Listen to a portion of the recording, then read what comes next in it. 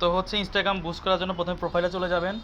প্রোফাইলে স্ক্রিনে রেকর্ড হচ্ছে, ধরেন এটাতে গেলাম আমি, যাওয়ার পরে এই যে বুস্ট পোস্ট, ঠিক আছে, বুস্ট পোস্টে ক্লিক দেওয়ার পরে আসুক।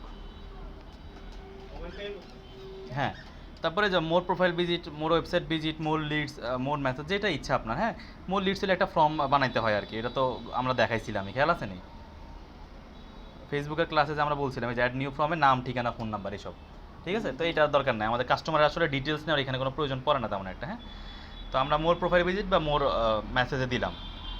দেওয়ার পরে হচ্ছে আমরা এখান থেকে একটু যাই, এখান থেকে আপনি আপনার মতো করে হচ্ছে একটা ইয়ে বানাতে পারেন, অডিয়েন্স বানাতে পারেন। যেমন অডিয়েন্সের নাম দিলেন আপনি XYZ, লোকেশন আপনি সেট করেন কোন লোকেশনে দেবেন, ধরেন আমি লোকেশন দিলাম পুরো বাংলাদেশ, ঠিক আছে।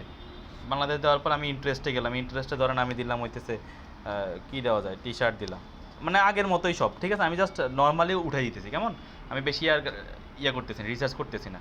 বয়স দিলাম ধরেন আমি মেল ফিমেল 18 থেকে 30, ঠিক আছে। তো দিলাম, এরপরে হচ্ছে ক্রিয়েট অডিয়েন্সে গেলাম।